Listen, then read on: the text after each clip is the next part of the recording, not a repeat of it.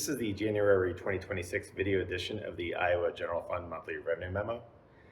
My name is Eric Richardson, Senior Fiscal Analyst with the Iowa Legislative Services Agency, the nonpartisan support agency of the Iowa Legislature.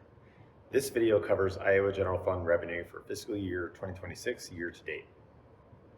January 31st is one of Iowa's most significant tax due dates, with calendar year quarter four income tax withholding and estimate payments, December sales and use tax monthly payments, and annual sales and use tax returns all due on that date.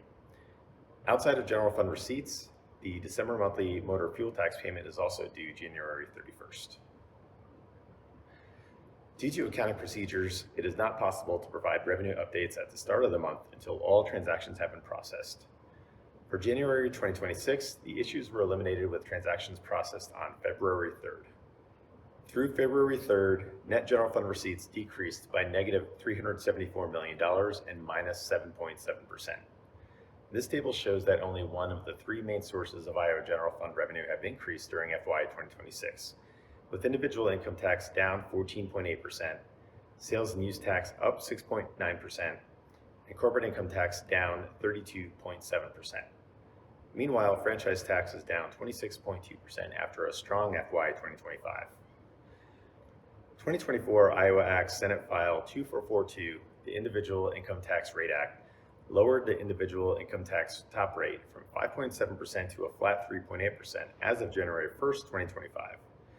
This has contributed to the decrease in individual income tax collected thus far in FY 2026, as income tax withholding has decreased by 20.5% thus far on a cash year basis. Breaking net revenue into gross receipts and refunds, the current situation looks weaker. Gross revenues through February 3rd have decreased by 9.5%, but net revenues are higher due to a significant decrease in regular refunds of 37.9%.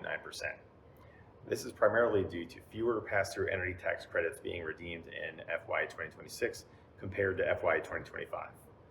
Meanwhile, school infrastructure transfers have increased 4.9% during FY 2026. This chart shows fiscal year 2026 year-to-date net revenue growth as it has been calculated for these monthly video memos. Growth through February 3rd is $64 million lower than the growth calculation through January 2nd. The decrease over the period can be traced to a decrease in gross individual income tax of $86.5 million, partially offset by a gain in gross sales and use tax of $31.8 million. Individual income tax should begin to stabilize beginning in February 2026, as the flat income tax rates are now equal for both tax years 2025 and 2026.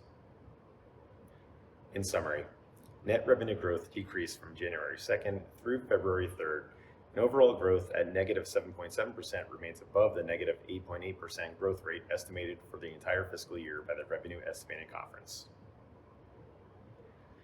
Previously enacted tax rate reductions in tax year 2025 to the franchise tax, individual income tax, inheritance tax, and insurance premium tax are expected to weigh on net revenue growth as the tax return process in fiscal year 2026 begins. In addition, tax policies from the One Big Beautiful Bill Act are expected to create lower general fund revenue beginning in fiscal year 2026, as the state automatically conforms with the federal definition of taxable income. Thank you very much for taking the time to study Iowa's general fund revenue situation. Goodbye, and please check out the next monthly video memo in early March.